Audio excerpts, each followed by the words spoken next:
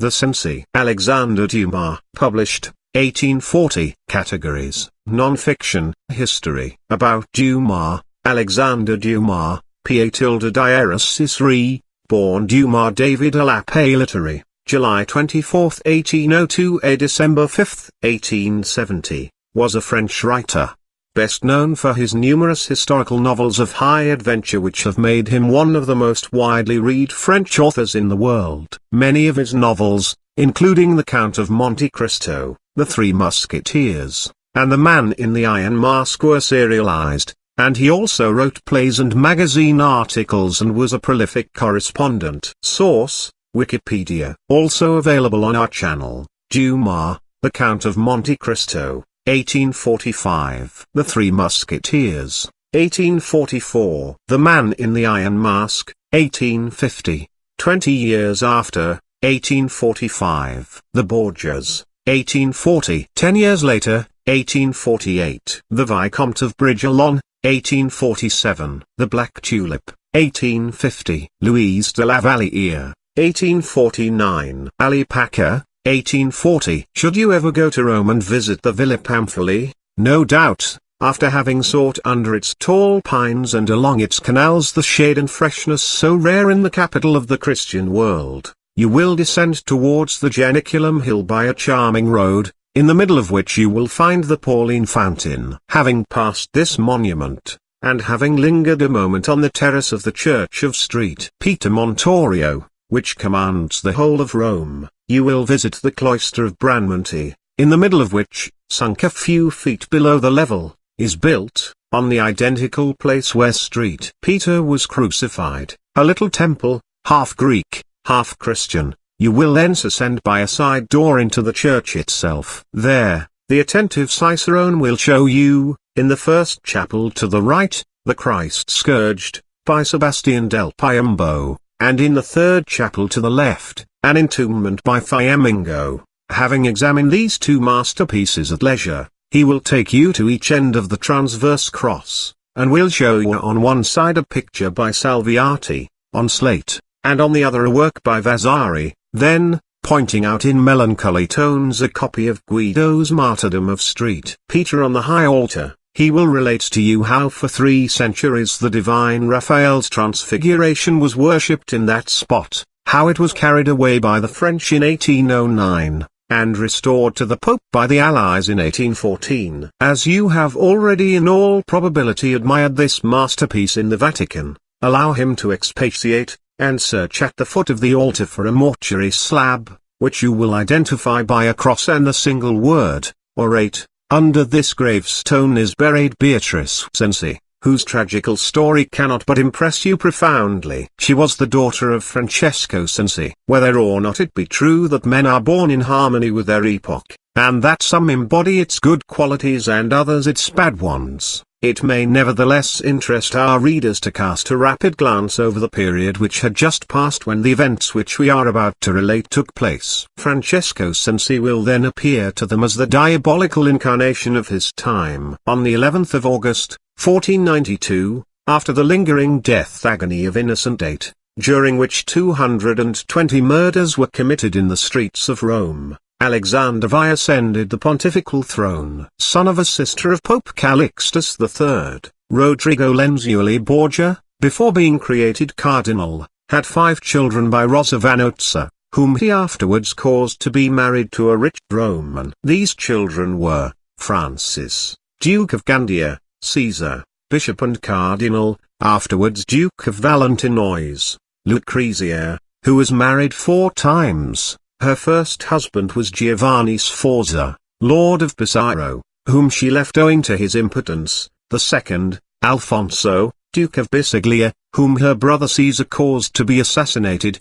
The third, Alfonso d'Este, Duke of Ferrara, from whom a second divorce separated her. Finally, the fourth, Alfonso of Aragon, who was stabbed to death on the steps of the Basilica of St. Peter, and afterwards, 3 weeks later, strangled, because he did not die soon enough from his wounds, which nevertheless were mortal, Gioffa, Count of Squillace, of whom little is known, and, finally, a youngest son, of whom nothing at all is known. The most famous of these three brothers was Caesar Borgia. He had made every arrangement a plotter could make to be king of Italy at the death of his father the Pope, and his measures were so carefully taken as to leave no doubt in his own mind as to the success of this vast project. Every chance was provided against, except one. But Satan himself could hardly have foreseen this particular one. The reader will judge for himself. The Pope had invited Cardinal Adrian to supper in his vineyard on the Belvedere. Cardinal Adrian was very rich, and the Pope wished to inherit his wealth, as he already had acquired that of the Cardinals of Sant'Angelo, Capua, and Modena. To effect this, Caesar Borgia sent 2 bottles of poisoned wine to his father's cup-bearer, without taking him into his confidence. He only instructed him not to serve this wine till he himself gave orders to do so. Unfortunately, during supper the cupbearer left his post for a moment, and in this interval a careless butler served the poisoned wine to the Pope, to Caesar Borgia, and to Cardinal Cornetto. Alexander V died some hours afterwards. Caesar Borgia was confined to bed, and sloughed off his skin, while Cardinal Cornetto lost his sight and his senses, and was brought to death's door. Pius III succeeded Alexander V, and reigned 25 days. On the 26th he was poisoned also. Caesar Borgia had under his control 18 Spanish cardinals who owed to him their places in the Sacred College. These cardinals were entirely his creatures, and he could command them absolutely. As he was in a moribund condition and could make no use of them for himself, he sold them to Giuliano della Rovere, and Giuliano della Rovere was elected Pope, under the name of Julius II. To the Rome of Nero succeeded the Athens of Pericles. Leo X succeeded Julius II, and under his pontificate Christianity assumed a pagan character, which, passing from art into manners, gives to this epoch a strange complexion. Crimes for the moment disappeared, to give place to vices, but to charming vices, vices in good taste, such as those indulged in by Alcibiades and sung by Catullus. Leo X died after having assembled under his reign, which lasted 8 years, 8 months, and 19 days, Michelangelo, Raphael, Leonardo da Vinci, Correggio, Titian, Andrea del Sarto, Francis Bartolomeo, Giulio Romano, Ariosto, Guicciardini, and Machiavelli. Giulio de' Medici and Pompeo Colonna had equal claims to succeed him. As both were skillful politicians, experienced courtiers, and moreover of real and almost equal merit, neither of them could obtain a majority, and the conclave was prolonged almost indefinitely, to the great fatigue of the cardinals. So it happened one day that a cardinal, more tired than the rest, proposed to elect, instead of either Medici or Colonna, the son, some say of a weaver, others of a brewer of Utrecht, of whom no one had ever thought till then, and who was for the moment acting head of affairs in Spain, in the absence of Charles V. The jest prospered in the ears of those who heard it. All the cardinals approved their colleague's proposal, and Adrian became pope by a mere accident. He was a perfect specimen of the Flemish type, a regular Dutchman, and could not speak a word of Italian. When he arrived in Rome, and saw the Greek masterpieces of sculpture collected at vast cost by Leo X, he wished to break them to pieces, exclaiming, "Sunt idola antiquorum." His first act was to dispatch a papal nuncio, Francesco Cherigato, to the Diet of Nuremberg, convened to discuss the reforms of Luther, with instructions which give a vivid notion of the manners of the time. "Candidly confess," said he, "that God has permitted this schism and this persecution on account of the sins of man, and especially those of priests and prelates of the Church, for we know that many abominable things have taken place in the Holy See." Adrian wished to bring the Romans back to the simple and austere manners of the early Church, and with this object pushed reform to the minutest details. For instance, of the 100 grooms maintained by Leo X, he retained only a dozen, in order, he said, to have 2 more than the cardinals. A pope like this could not reign long. He died after a year's pontificate. The morning after his death his physician's door was found decorated with garlands of flowers, bearing this inscription, "To the liberator of his country." Giulio de' Medici and Pompeo Colonna were again rival candidates. Intrigues recommenced, and the conclave was once more so divided that at one time the cardinals thought they could only escape the difficulty in which they were placed by doing what they had done before, and electing a third competitor. They were even talking about Cardinal Orsini, when Giulio de' Medici, one of the rival candidates, hit upon a very ingenious expedient. He wanted only 5 votes. 5 of his partisans each offered to bet 5 of Colonna's 100,000 ducats to 10,000 against the election of Giulio de' Medici. At the very first ballot after the wager, Giulio de' Medici got the 5 votes he wanted. No objection could be made. The cardinals had not been bribed. They had made a bet, that was all. Thus it happened, on the 18th of November, 1523, Giulio de' Medici was proclaimed Pope under the name of Clement VII. The same day, he generously paid the 500,000 ducats which his 5 partisans had lost. It was under this pontificate, and during the 7 months in which Rome, conquered by the Lutheran soldiers of the Constable of Bourbon, saw holy things subjected to the most frightful profanations, that Francesco Cenci was born. He was the son of Monsignor Niccolo Cenci, afterwards apostolic treasurer during the pontificate of Pius V. Under this venerable prelate, who occupied himself much more with the spiritual than the temporal administration of his kingdom, Niccolo Cenci took advantage of his spiritual head's abstraction of worldly matters to amass a net revenue of 160,000 piastres, about F32,000 of our money. Francesco Cenci, who was his only son, inherited this fortune. His youth was spent under popes so occupied with the schism of Luther that they had no time to think of anything else. The result was, that Francesco Cenci, inheriting vicious instincts and master of an immense fortune which enabled him to purchase immunity, abandoned himself to all the evil passions of his fiery and passionate temperament. 5 times during his profligate career imprisoned for abominable crimes, he only succeeded in procuring his liberation by the payment of 200,000 piastres,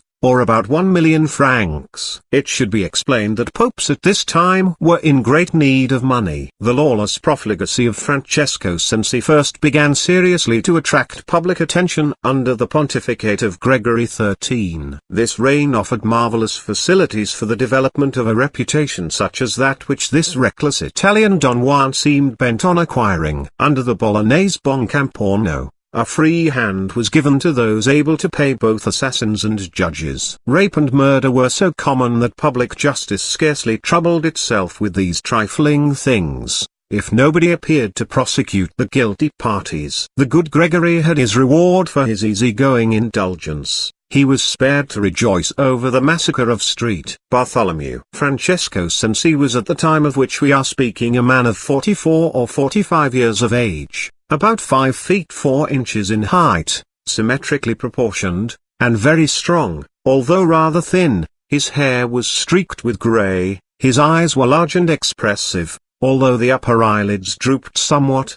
His nose was long, his lips were thin, and wore habitually a pleasant smile, except when his eye perceived an enemy. At this moment his features assumed a terrible expression. On such occasions, and whenever moved or even slightly irritated, he was seized with a fit of nervous trembling, which lasted long after the cause which provoked it had passed. An adept in all manly exercises and especially in horsemanship, he sometimes used to ride without stopping from Rome to Naples, a distance of 41 leagues, passing through the forest of San Germano and the Pontine marshes heedless of brigands, although he might be alone and unarmed save for his sword and dagger. When his horse fell from fatigue, he bought another. Were the owner unwilling to sell, he took it by force. If resistance were made, he struck, and always with the point, never the hilt.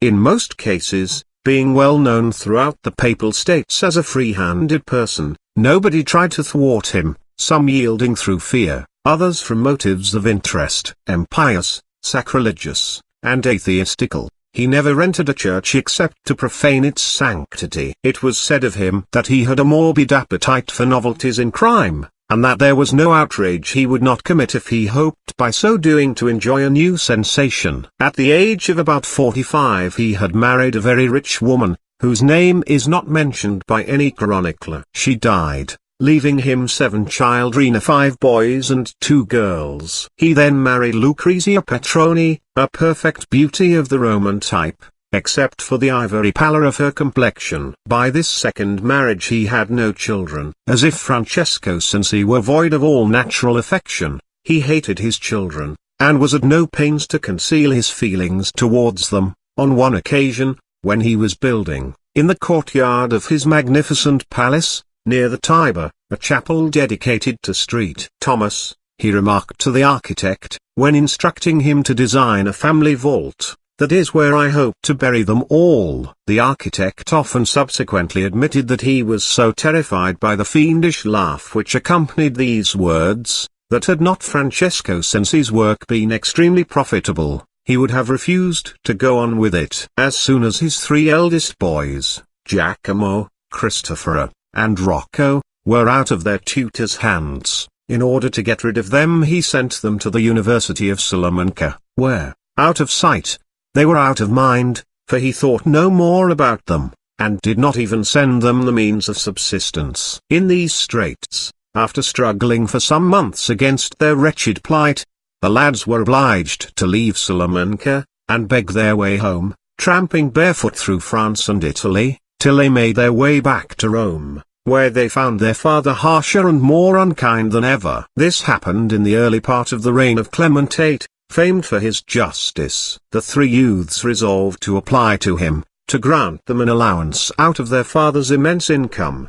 They consequently repaired to Frascati, where the Pope was building the beautiful old Obrandini villa, and stated their case. The Pope admitted the justice of their claims, and ordered Francesco to allow each of them 2,000 crowns a year. He endeavored by every possible means to evade this decree, but the Pope's orders were too stringent to be disobeyed. About this period he was for the 3rd time imprisoned for infamous crimes. His 3 sons then again petitioned the Pope, alleging that their father dishonored the family name, and praying that the extreme rigor of the law, a capital sentence, should be enforced in his case. The Pope pronounced this conduct unnatural and odious, and drove them with ignominy from his presence. As for Francesco, he escaped, as on the 2 previous occasions, by the payment of a large sum of money. It will be readily understood that his sons' conduct on this occasion did not improve their father's disposition towards them, but as their independent pensions enabled them to keep out of his way, his rage fell with all the greater intensity on his 2 unhappy daughters. Their situation soon became so intolerable, that the elder, contriving to elude the close supervision under which she was kept, forwarded to the Pope a petition, relating the cruel treatment to which she was subjected, and praying His Holiness either to give her in marriage or place her in a convent. Clement VIII took pity on her, compelled Francesco Cenci to give her a dowry of 60,000 crowns, and married her to Carlo Gabrielli, of a noble family of Gubbio. Francesco, driven nearly frantic with rage when he saw this victim released from his clutches. About the same time death relieved him from 2 other encumbrances. His sons Rocco and Cristoforo were killed within a year of each other, the latter by a bungling medical practitioner whose name is unknown, the former by Paolo Corso di Massa, in the streets of Rome. This came as a relief to Francesco, whose avarice pursued his sons even after their death. For he intimated to the priest that he would not spend a farthing on funeral services.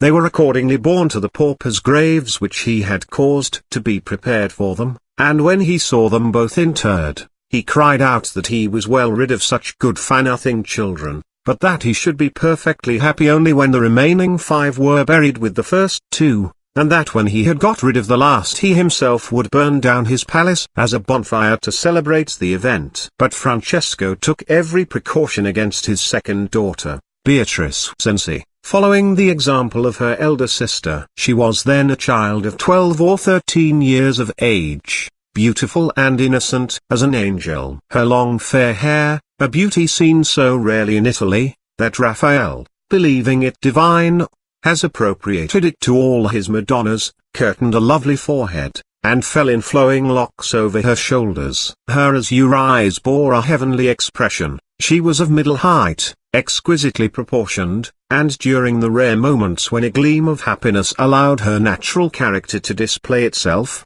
She was lively, joyous, and sympathetic, but at the same time evinced a firm and decided disposition. To make sure of her custody, Francesco kept her shut up in a remote apartment of his palace, the key of which he kept in his own possession. There, her unnatural and inflexible jailer daily brought her some food. Up to the age of 13, which she had now reached, he had behaved to her with the most extreme harshness and severity, but now, to poor Beatrice's great astonishment, he all at once became gentle and even tender. Beatrice was a child no longer, her beauty expanded like a flower, and Francesco, a stranger to no crime, however heinous, had marked her for his own. Brought up as she had been, uneducated, deprived of all society, even that of her stepmother, Beatrice knew not good from evil. Her ruin was comparatively easy to compass, yet Francesco, to accomplish his diabolical purpose,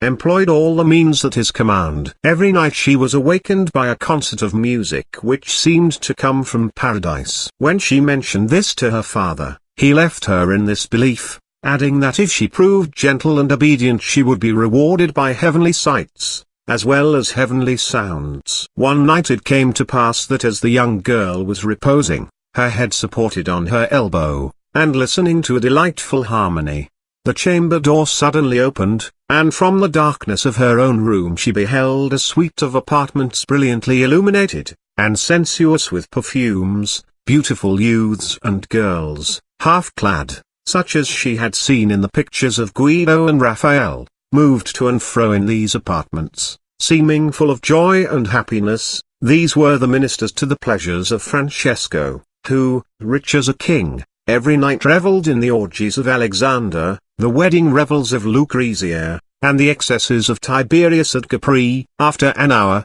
the door closed, and the seductive vision vanished, leaving Beatrice full of trouble and amazement. The night following, the same apparition again presented itself, only, on this occasion, Francesco Cenci, undressed, entered his daughter's room and invited her to join the fete. Hardly knowing what she did, Beatrice yet perceived the impropriety of yielding to her father's wishes. She replied that, not seeing her stepmother, Lucrezia Petroni, among all these women, she dared not leave her bed to mix with persons who were unknown to her. Francesco threatened and prayed, but threats and prayers were of no avail. Beatrice wrapped herself up in the bedclothes, and obstinately refused to obey. The next night she threw herself on her bed without undressing. At the accustomed hour the door opened, and the nocturnal spectacle reappeared. This time, Lucrezia Petroni was among the women who passed before Beatrice's door. Violence had compelled her to undergo this humiliation. Beatrice was too far off to see her blushes and her tears. Francesco pointed out her stepmother, whom she had lacked for in vain the previous evening, and as she could no longer make any opposition, he led her, covered with blushes and confusion, into the middle of this orgy. Beatrice thus saw incredible and infamous things a broken bar. Nevertheless, she resisted a long time. An inward voice told her that this was horrible, but Francesco had the slow persistence of a demon. To these sights, calculated to stimulate her passions, he added heresies designed to warp her mind. He told her that the greatest saints venerated by the Church were the issue of fathers and daughters, and in the end Beatrice committed a crime without even knowing it to be a sin. His brutality then knew no bounds. He forced Lucrezia and Beatrice to share the same bed, threatening his wife to kill her if she disclosed to his daughter by a single word that there was anything odious in such an intercourse. So matters went on for about 3 years. At this time Francesco was obliged to make a journey, and leave the women alone and free. The first thing Lucrezia did was to enlighten Beatrice on the infamy of the life they were leading. They then together prepared a memorial to the Pope, in which they laid before him a statement of all the blows and outrages they had suffered. But, before leaving, Francesco Cenci had taken precautions. Every person about the Pope was in his pay, or hoped to be. The petition never reached His Holiness, and the two poor women, remembering that Clementate had on a former occasion driven Giacomo, Cristoforo, and Rocco from his presence, thought they were included in the same prescription,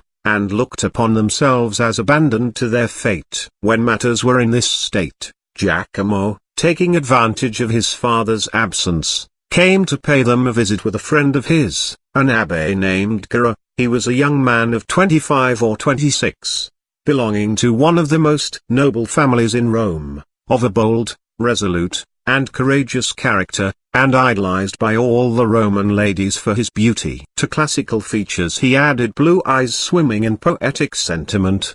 His hair was long and fair, with chestnut beard and eyebrows. Add to these attractions a highly educated mind, natural eloquence expressed by a musical and penetrating voice, and the reader may form some idea of Monsignor the Abbé Gara. No sooner had he seen Beatrice than he fell in love with her. On her side, she was not slow to return the sympathy of the young priest. The Council of Trent had not been held at that time, consequently ecclesiastics were not precluded from marriage. It was therefore decided that on the return of Francesco the Abbé Gara should demand the hand of Beatrice from her father, and the women, happy in the absence of their master, continued to live on, hoping for better things to come. After 3 or 4 months, during which no one knew where he was, Francesco returned. The very first night, he wished to resume his intercourse with Beatrice, but she was no longer the same person. The timid and submissive child had become a girl of decided will,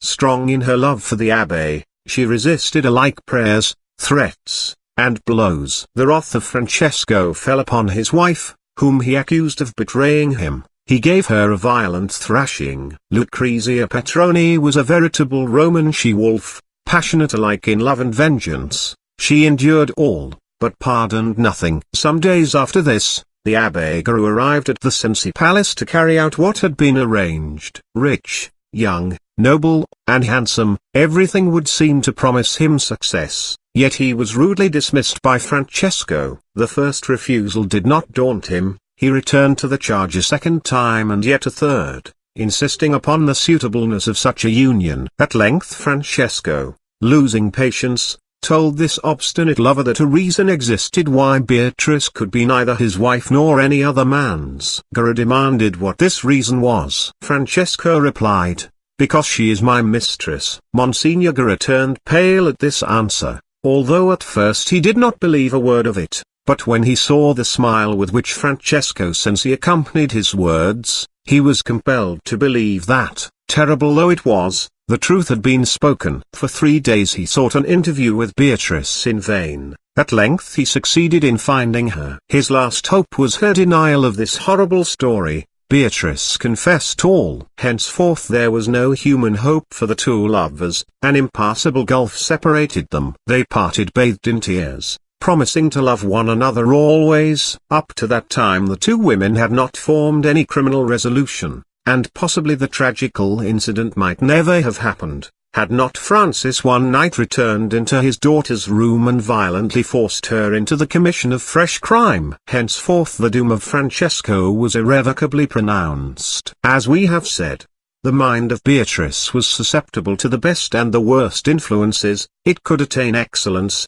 and descend to guilt. She went and told her mother of the fresh outrage she had undergone. This roused in the heart of the other woman the sting of her own wrongs, and, stimulating each other's desire for revenge, they decided upon the murder of Francesco. Gara was called into this council of death. His heart was a prey to hatred and revenge. He undertook to communicate with Giacomo Cenci, without whose concurrence the women would not act, as he was the head of the family. When his father was left out of account, Giacomo entered readily into the conspiracy. It will be remembered what he had formerly suffered from his father. Since that time he had married, and the close-fisted old man had left him, with his wife and children, to languish in poverty. Gara's house was selected to meet in concert matters. Giacomo hired a sbirro named Marzio, Gara a second named Olimpio. Both these men had private reasons for committing the crime, one being actuated by love, the other by hatred. Marzio, who was in the service of Giacomo, had often seen Beatrice, and loved her, but with that silent and hopeless love which devours the soul. When he conceived that the proposed crime would draw him nearer to Beatrice, he accepted his part in it without any demur. As for Olimpio,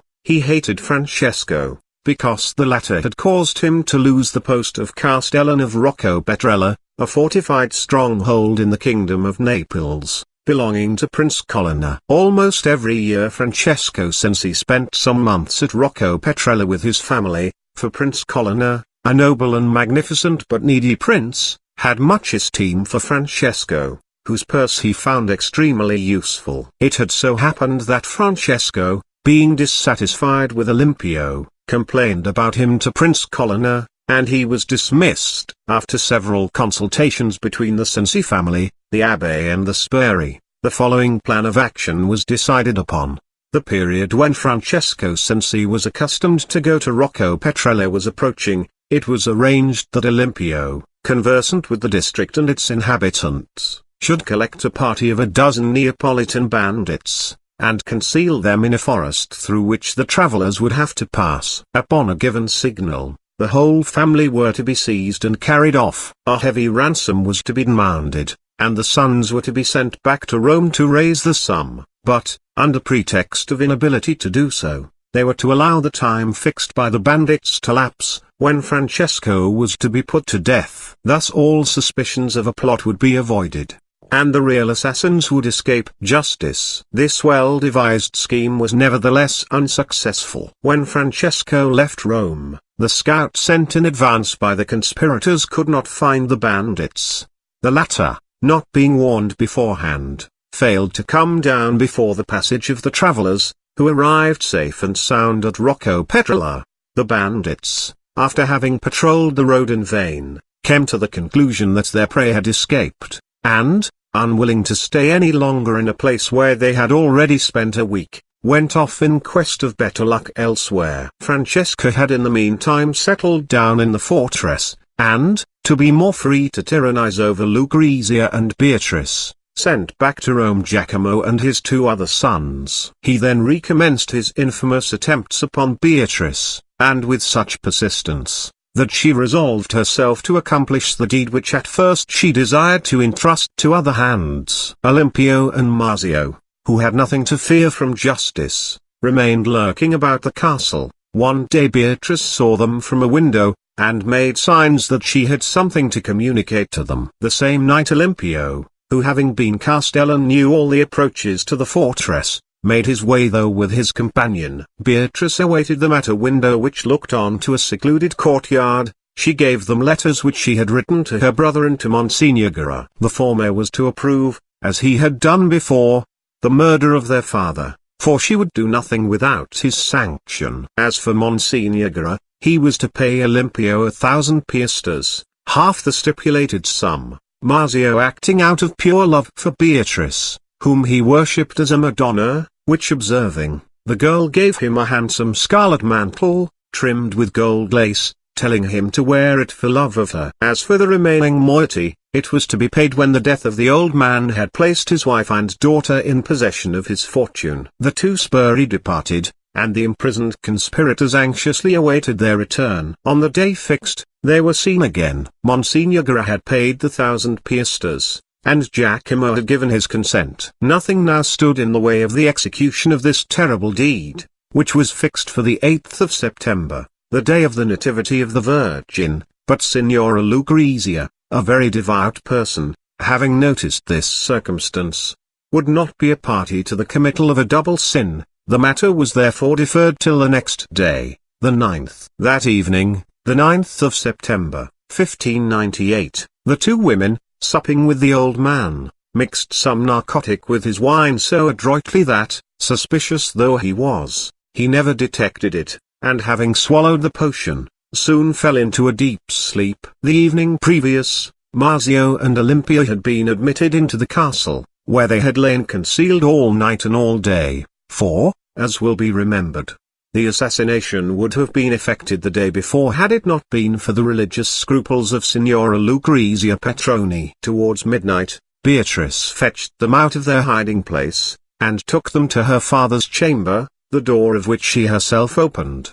The assassins entered, and the two women awaited the issue in the room adjoining. After a moment, seeing the Spuri reappear pale and nerveless, shaking their heads without speaking, they at once inferred that nothing had been done. "What is the matter?" cried Beatrice, "and what hinders you?" "It is a cowardly act," replied the assassins, "to kill a poor old man in his sleep." At the thought of his age, we were struck with pity. Then Beatrice disdainfully raised her head, and in a deep firm voice thus reproached them. "Is it possible that you, who pretend to be brave and strong, have not courage enough to kill a sleeping old man?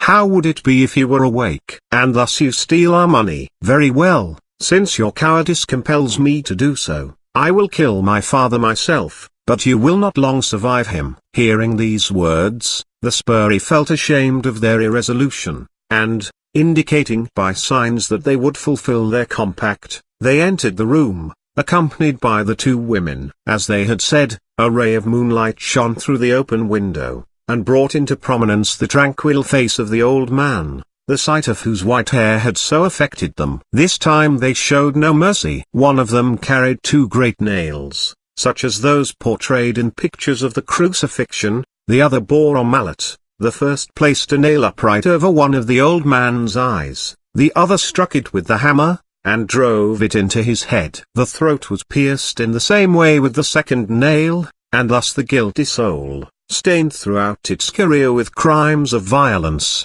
was in its turn violently torn from the body, which lay writhing on the floor where it had rolled. The young girl then, faithful to her word, handed the Spuri a large purse containing the rest of the sum agreed upon, and they left. When they found themselves alone, the women drew the nails out of the wounds, wrapped the corpse in a sheet, and dragged it through the rooms towards a small rampart, intending to throw it down into a garden which had been allowed to run to waste. They hoped that the old man's death would be attributed to his having accidentally fallen off the terrace on his way in the dark to a closet at the end of the gallery.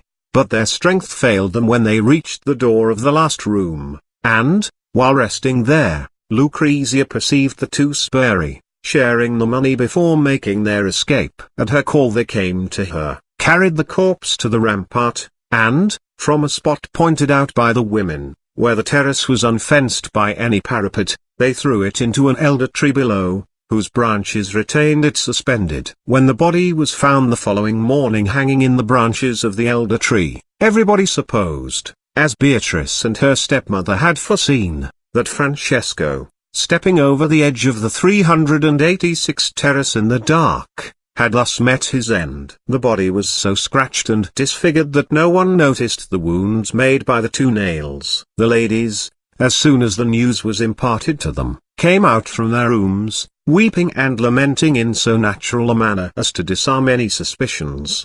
The only person who formed any was the laundress, to whom Beatrice entrusted the sheet in which her father's body had been wrapped, accounting for its bloody condition by a lame explanation, which the laundress accepted without question, or pretended to do so, and immediately after the funeral, the mourners returned to Rome, hoping at length to enjoy quietude and peace. For some time, indeed, they did enjoy tranquillity, perhaps poisoned by remorse, but ere long retribution pursued them. The court of Naples, hearing of the sudden and unexpected death of Francesco Cenci, and conceiving some suspicions of violence, dispatched a royal commissioner to Petrella to exhume the body and make minute inquiries, if there appeared to be adequate grounds for doing so. On his arrival all the domestics in the castle were placed under arrest and sent in chains to Naples. No incriminating proofs, however, were found, except in the evidence of the laundress,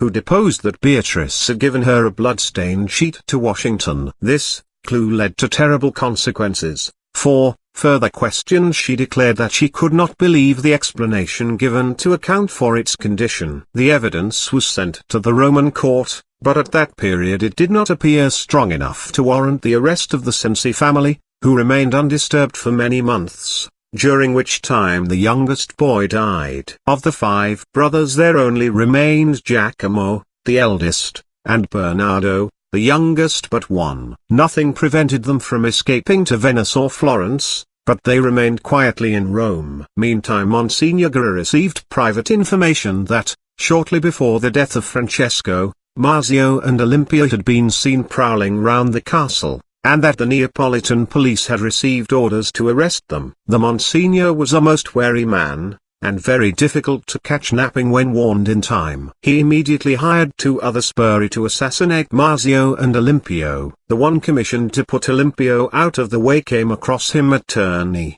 and conscientiously did his work with a poniard, but Marzio's man unfortunately arrived at Naples too late, and found his bird already in the hands of the police. He was put to the torture, and confessed everything. His deposition was sent to Rome, whither he shortly afterwards followed it, to be confronted with the accused. Warrants were immediately issued for the arrest of Giacomo, Bernardo, Lucrezia, and Beatrice. They were at first confined in the Cenci palace under a strong guard, but the proofs against them becoming stronger and stronger, they were removed to the castle of Corti Savla, where they were confronted with Marzio, but they obstinately denied both any complicity in the crime and any knowledge of the assassin. Beatrice, above all, displayed the greatest assurance, demanding to be the first to be confronted with Marzio, whose mendacity she affirmed with such calm dignity, that he, more than ever smitten by her beauty,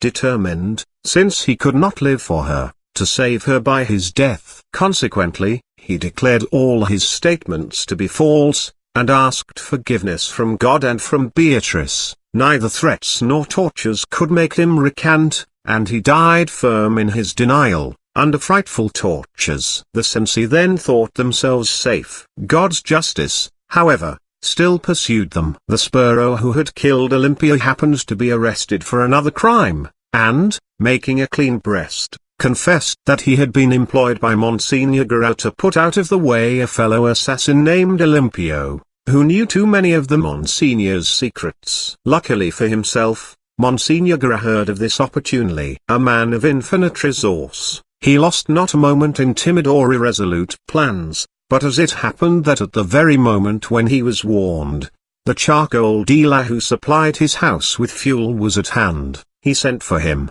purchased his silence with a handsome bribe, and then, buying for almost their weight in gold the dirty old clothes which he wore, he assumed these, cut off all his beautiful cherished fair hair, stained his beard, smudged his face, bought 2 asses, laden with charcoal, and limped up and down the streets of Rome, crying, "Charcoal! Charcoal!" Then, whilst all the detectives were hunting high and low for him, he got out of the city, met a company of merchants under escort, joined them, and reached Naples, where he embarked. What ultimately became of him was never known. It has been asserted, but without confirmation, that he succeeded in reaching France, and enlisted in a Swiss regiment in the pay of Henry IV. The confession of the sbirro and the disappearance of Monsignor Guerrero left no moral doubt of the guilt of the Cenci. They were consequently sent from the castle to the prison. The 2 brothers, when put to the torture, broke down and confessed their guilt. Lucrezia Petroni's full habit of body rendered her unable to bear the torture of the rope, and, on being suspended in the air, begged to be lowered, when she confessed all she knew. As for Beatrice, she continued unmoved. Neither promises, threats, nor torture had any effect upon her. She bore everything unflinchingly,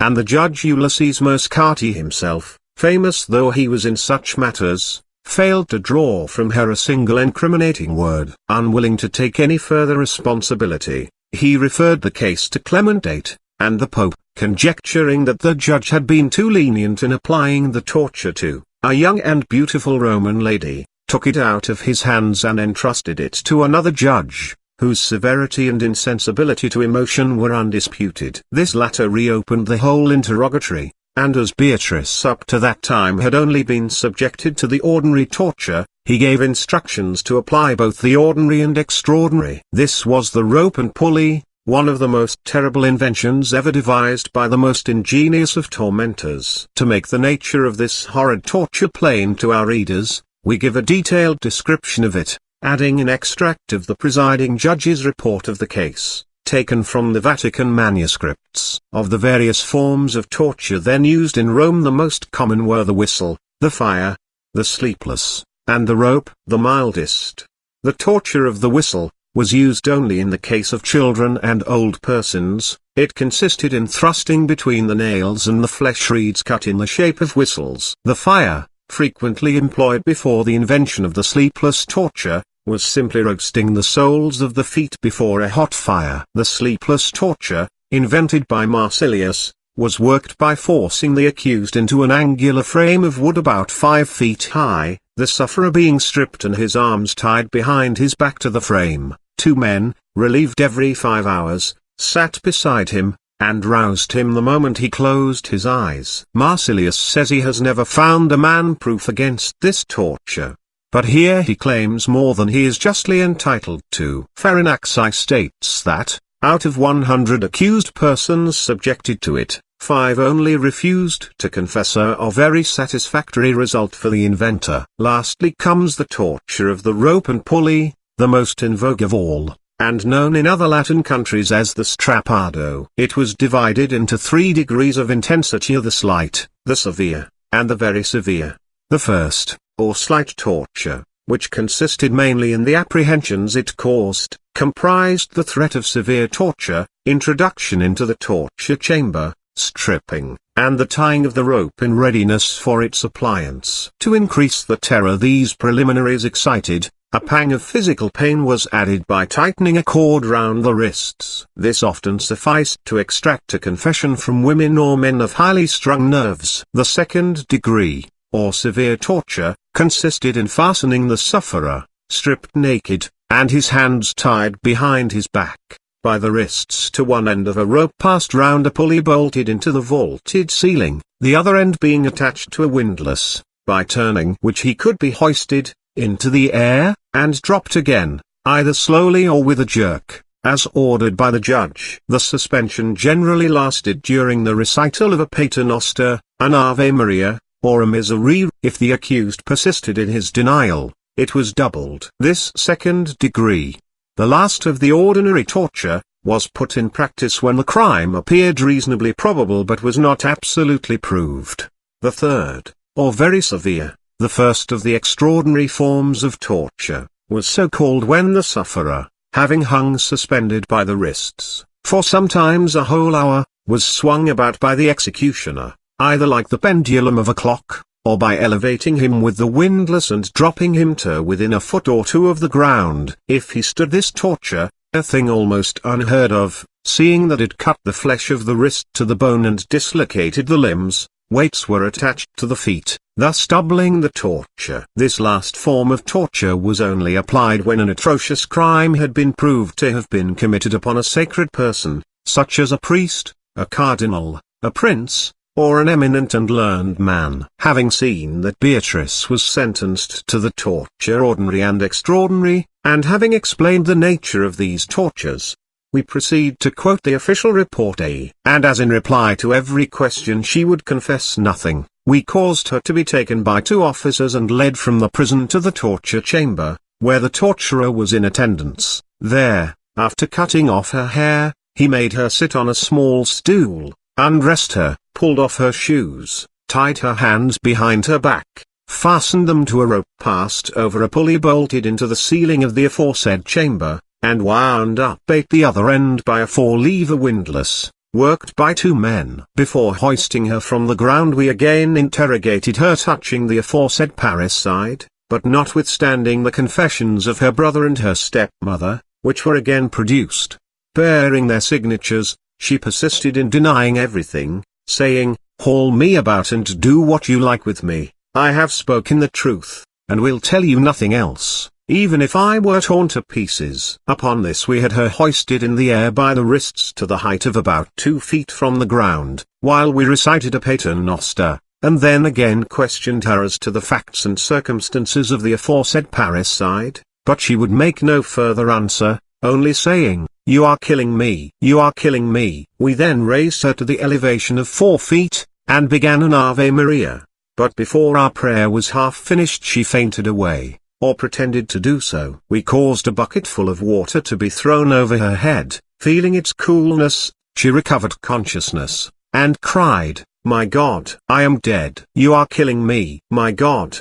But this was all she would say. We then raised her higher still, and recited a miserere, during which, instead of joining in the prayer, she shook convulsively and cried several times, my God, my God." Again questioned as to the aforesaid parricide, she would confess nothing, saying only that she was innocent, and then again fainted away. We caused more water to be thrown over her. Then she recovered her senses, opened her eyes, and cried, "O cursed executioners! You are killing me! You are killing me!" But nothing more would she say. Seeing which, and that she persisted in her denial, we ordered the torturer to proceed to the torture by jerks. He accordingly hoisted her 10 feet from the ground, and when there we enjoined her to tell the truth, but whether she would not or could not speak, she answered only by a motion of the head indicating that she could say nothing. Seeing which, we made a sign to the executioner to let go the rope, and she fell with all her weight from the height of 10 feet to that of 2 feet. Her arms, from the shock, were dislocated from their sockets. She uttered a loud cry, and swooned away. We again caused water to be dashed in her face. She returned to herself, and again cried out, "Infamous assassins! You are killing me, but were you to tear out my arms, I would tell you nothing else." Upon this, we ordered a weight of 50 pounds to be fastened to her feet. But at this moment the door opened, and many voices cried, "Enough, enough! Do not torture her any more." These voices were those of Giacomo, Bernardo, and Lucrezia Petroni. The judges, perceiving the obstinacy of Beatrice, had ordered that the accused, who had been separated for 5 months, should be confronted. They advanced into the torture chamber, and seeing Beatrice hanging by the wrists, her arms disjointed, and covered with blood, Giacomo cried out, "The sin is committed, nothing further remains but to save our souls by repentance, undergo death courageously, and not suffer you to be thus tortured." Then said Beatrice, shaking her head as if to cast off grief, "Do you then wish to die? Since you wish it, be it so." Then turning to the officers, "Untie me," said she, "read the examination to me, and what I have to confess, I will confess, what I have to deny, I will deny." Beatrice was then lowered and untied. A barber adduced the dislocation of her arms in the usual manner. The examination was read over to her, and, as she had promised, she made a full confession. After this confession, at the request of the 2 brothers, they were all confined in the same prison, but the next day Giacomo and Bernardo were taken to the cells of Dordinona. As for the women, they remained where they were. The Pope was so horrified on reading the particulars of the crime contained in the confessions, that he ordered the culprits to be dragged by wild horses through the streets of Rome.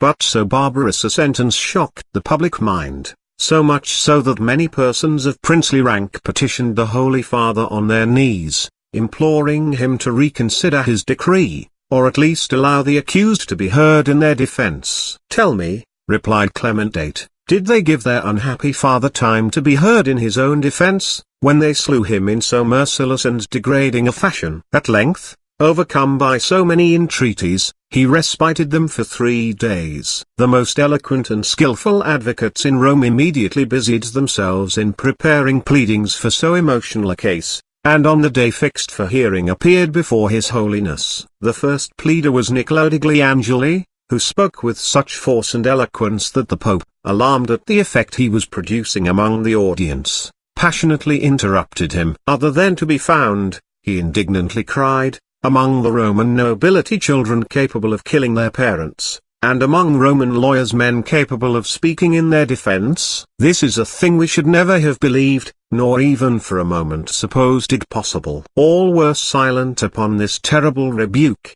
except Farinaxi, who, nerving himself with a strong sense of duty, replied respectfully but firmly, "Most Holy Father, we are not here to defend criminals, but to save the innocent. For if we succeeded in proving that any of the accused acted in self-defense, I hope that they will be exonerated in the eyes of your Holiness, for just as the law provides for cases in which the father may legally kill the child, so this holds good in the converse. We will therefore continue our pleadings on receiving leave from your Holiness to do so." Clement VIII then showed himself as patient as he had previously been hasty, and heard the argument of Farinaxi, who pleaded that Francesco Cenci had lost all the rights of a father from the day that he violated his daughter. In support of his contention, he wished to put in the memorial sent by Beatrice to His Holiness, petitioning him, as her sister had done, to remove her from the paternal roof and place her in a convent. Unfortunately, this petition had disappeared,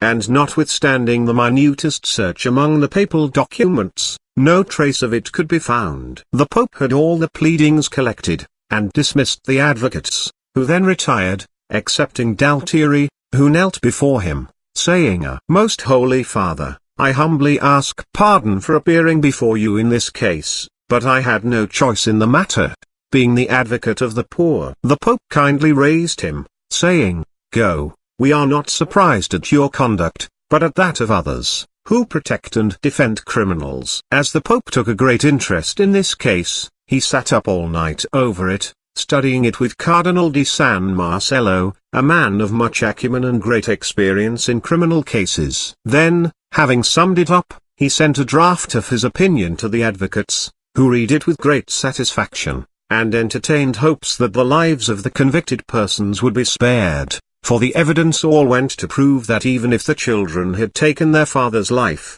all the provocation came from him, and that Beatrice in particular had been dragged into the part she had taken in this crime by the tyranny, wickedness, and brutality of her father. Under the influence of these considerations, the Pope mitigated the severity of their prison life, and even allowed the prisoners to hope that their lives would not be forfeited. Amidst the general feeling of relief afforded to the public by these favors, another tragical event changed the papal mind and frustrated all his humane intentions. This was the atrocious murder of the Marchese di Santa Croce, a man 70 years of age, by his son Paolo, who stabbed him with a dagger in 15 or 20 places, because the father would not promise to make Paolo his sole heir. The murderer fled and escaped. Clement VIII was horror-stricken at the increasing frequency of this crime of parricide. For the moment, however, he was unable to take action, having to go to Monte Cavallo to consecrate a cardinal titular bishop in the church of Santa Maria degli Angeli,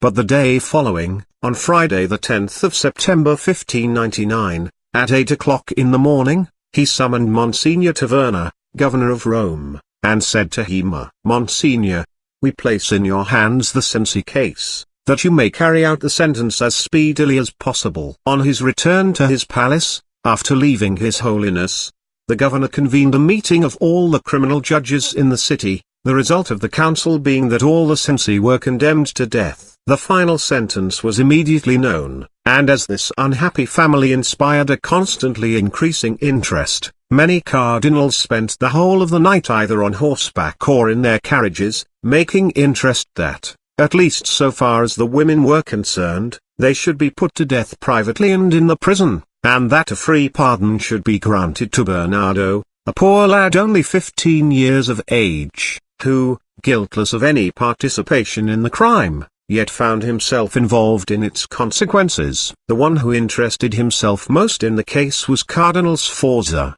who nevertheless failed to elicit a single gleam of hope, so obdurate was His Holiness. At length Farinaxi, working on the papal conscience, succeeded, after long and urgent entreaties, and only at the last moment, that the life of Bernardo should be spared. From Friday evening the members of the Brotherhood of the Conforteria had gathered at the two prisons of Corte Savla and Tordinona. The preparations for the closing scene of the tragedy had occupied workmen on the bridge of Sant'Angelo all night, and it was not till 5 o'clock in the morning that the registrar entered the cell of Lucrezia and Beatrice to read their sentences to them. Both were sleeping, calm in the belief of a reprieve. The registrar woke them, and told them that, judged by man, they must now prepare to appear before God. Beatrice was at first thunderstruck, she seemed paralyzed and speechless, then she rose from bed, and staggering as if intoxicated, recovered her speech, uttering despairing cries. Lucrezia heard the tidings with more firmness,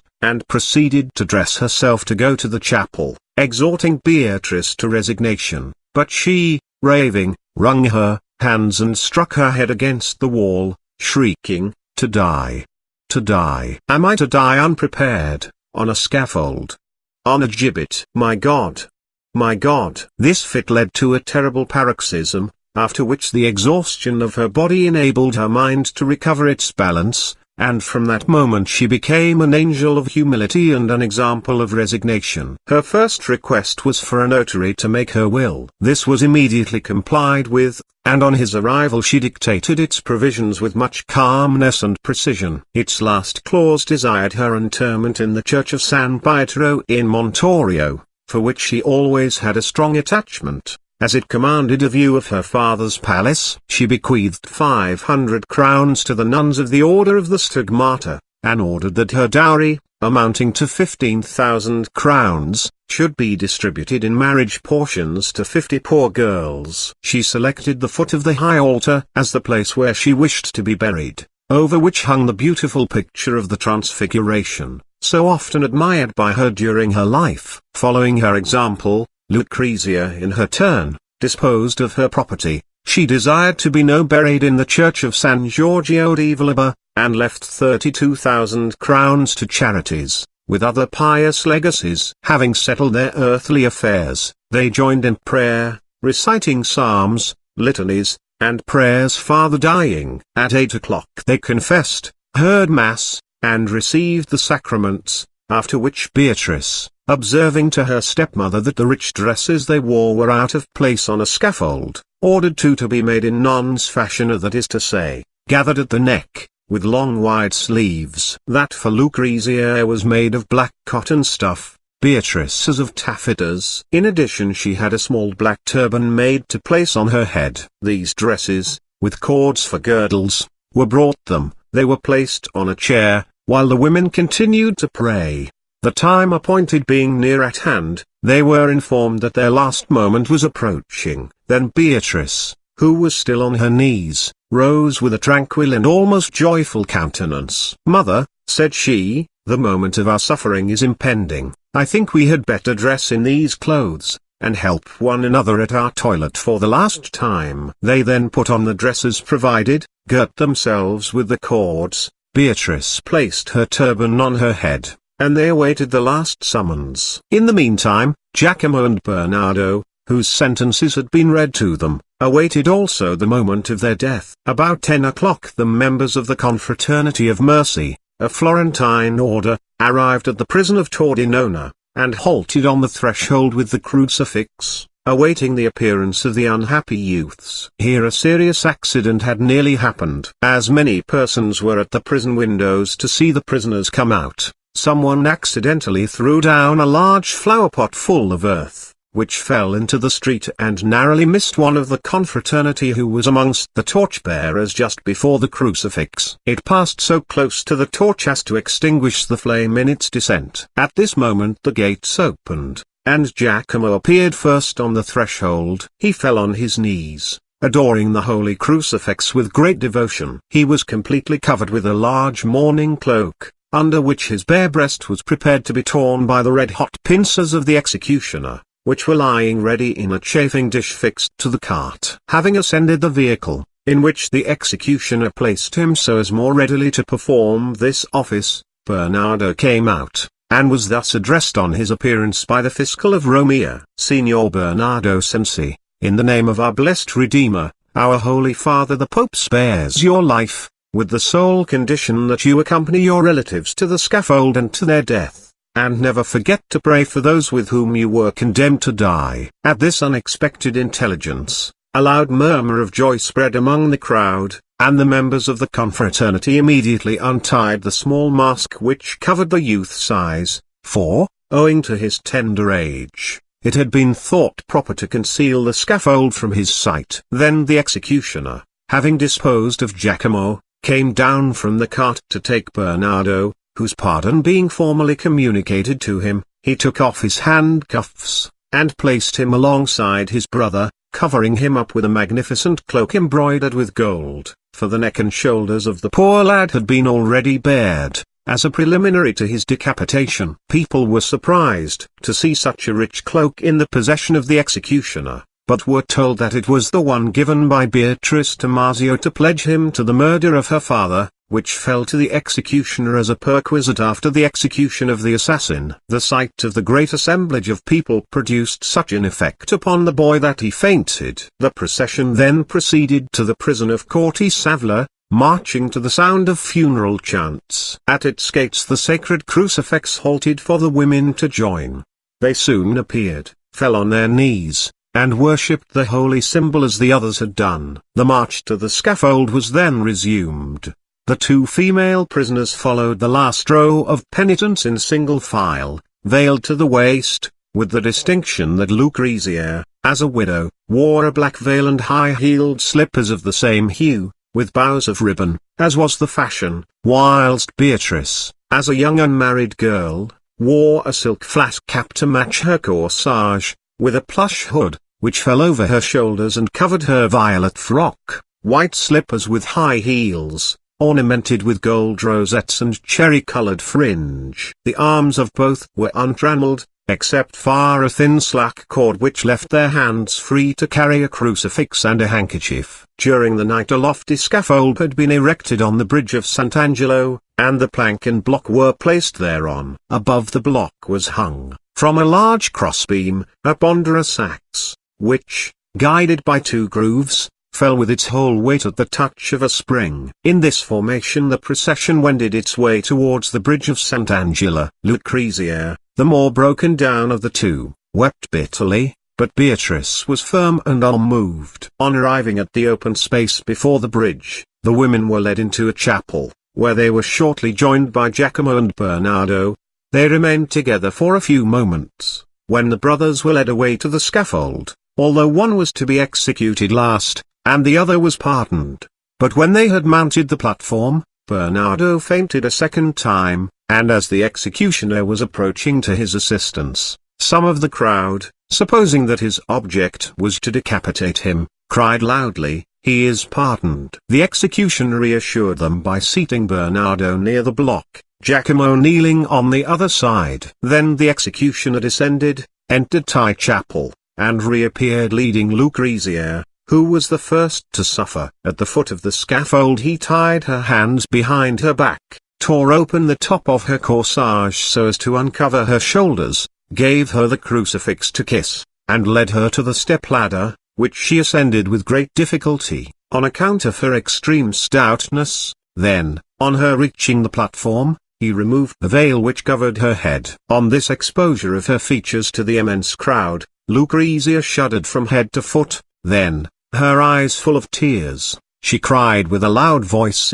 "O my God, have mercy upon me, and do you, brethren, pray for my soul." Having uttered these words, not knowing what was required of her, she turned to Alessandro, the chief executioner, and asked what she was to do. He told her to bestride the plank and lie prone upon it, which she did with great trouble and timidity, but as she was unable, on account of the fullness of her bust, to lay her neck upon the block, this had to be raised by placing a billet of wood underneath it. All this time the poor woman, suffering even more from shame than from fear, was kept in suspense. At length, when she was properly adjusted, the executioner touched the spring, the knife fell, and the decapitated head, falling on the platform of the scaffold, bounded 2 or 3 times in the air. To the general horror, the executioner then seized it, showed it to the multitude, and wrapping it in black taffetas, placed it with the body on a bier at the foot of the scaffold. Whilst arrangements were being made for the decapitation of Beatrice, several stands, full of spectators, broke down. Some people were killed by this accident, and still more aimed and injured. The machine being now rearranged and washed, the execution returned to the chapel to take charge of Beatrice, who, on seeing the sacred crucifix, said some prayers for her soul, and on her hands being tied, cried out, "God grant that you be binding this body unto corruption, and loosing this soul unto life eternal." She then arose, proceeded to the platform, where she devoutly kissed the stigmata, then leaving her slippers at the foot of the scaffold, she nimbly ascended the ladder, and instructed beforehand, promptly lay down on the plank, without exposing her naked shoulders. But her precautions to shorten the bitterness of death were of no avail, for the Pope, knowing her impetuous disposition, and fearing lest she might be led into the commission of some sin between absolution and death, had given orders that the moment Beatrice was extended on the scaffold a signal gun should be fired from the castle of Sant'Angelo, which was done, to the great astonishment of everybody, including Beatrice herself, who, not expecting this explosion, raised herself almost upright. The Pope meanwhile, who was praying at Monte Cavallo, gave her absolution in articula mortis. About 5 minutes thus passed, during which the sufferer waited with her head replaced on the block. At length, when the executioner judged that the absolution had been given, he released the spring, and the axe fell. A gruesome sight was then afforded. Whilst the head bounced away on one side of the block, on the other the body rose erect, as if about to step backwards. The executioner exhibited the head, and disposed of it and the body as before. He wished to place Beatrice's body with that of her stepmother, but the Brotherhood of Mercy took it out of his hands, and as one of them was attempting to lay it on the bier, it slipped from him and fell from the scaffold to the ground below, the dress being partially torn from the body, which was so besmeared with dust and blood that much time was occupied in washing it. Poor Bernardo was so overcome by this horrible scene that he swooned away for the third time, and it was necessary to revive him with stimulants to witness the fate of his elder brother. The turn of Giacomo at length arrived.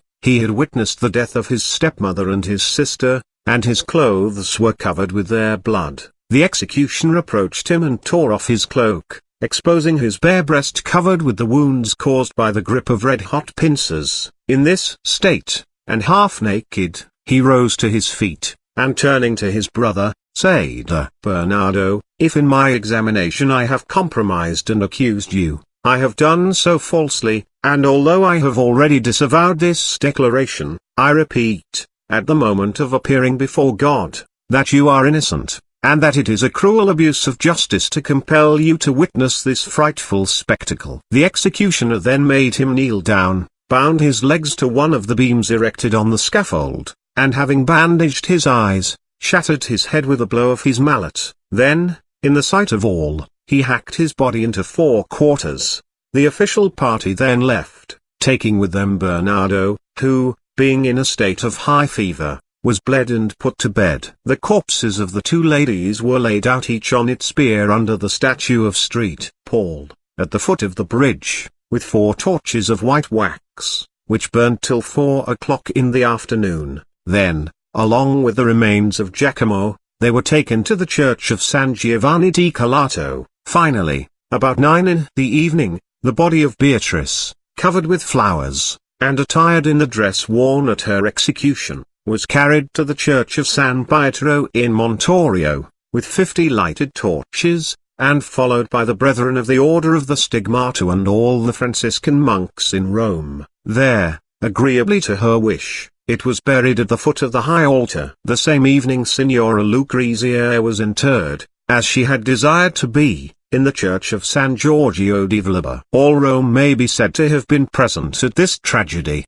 carriages, horses, foot people, and cars crowding as it were upon one another. The day was unfortunately so hot, and the sun so scorching, that many persons fainted, others returned home stricken with fever, and some even died during the night, owing to sunstroke from exposure during the 3 hours occupied by the execution. The Tuesday following, the 14th of September, being the feast of the Holy Cross, the Brotherhood of San Marcello, by special license of the Pope, set at liberty the unhappy Bernardo Cenci, with the condition of paying within the year 2,500 Roman crowns to the Brotherhood of the Most Holy Trinity of Pope Sixtus, as may be found today recorded in their archives. Having now seen the tomb, if you desire to form a more vivid impression of the principal actors in this tragedy than can be derived from a narrative, pay a visit to the Barberini Gallery, where you will see, with 5 other masterpieces by Guido, the portrait of Beatrice, taken, some say the night before her execution, others during her progress to the scaffold. It is the head of a lovely girl, wearing a headdress composed of a turban with a lappet. The hair is of a rich fair chestnut hue, the dark eyes are moistened with recent tears, a perfectly formed nose surmounts an infantile mouth, Unfortunately, the loss of tone in the picture since it was painted has destroyed the original fair complexion. The age of the subject may be 20, or perhaps 22 years. Near this portrait is that of Lucrezia Petrani. The small head indicates a person below the middle height. The attributes are those of a Roman matron in her pride: her high complexion, graceful contour, straight nose, black eyebrows, and expression at the same time imperious and voluptuous indicate this character to the life. A smile still seems to linger on the charming dimpled cheeks and perfect mouth mentioned by the chronicler, and her face is exquisitely framed by luxuriant curls falling from her forehead in graceful profusion. As for Giacomo and Bernardo, as no portraits of them are in existence, we are obliged to gather an idea of their appearance from the manuscript which has enabled us to compile this sanguinary history. They are thus described by the eyewitness of the closing scene. Giacomo was short, well-made and strong, with black hair and beard. He appeared to be about 26 years of age. Poor Bernardo was the image of his sister, so nearly resembling her, that when he mounted the scaffold his long hair and girlish face led people to suppose him to be Beatrice herself. He might be 14 or 15 years of age. The peace of God be with them. The end. Thank you for listening Free Audiobooks channel. If you like the audiobook, please do not forget to click like and subscribe buttons.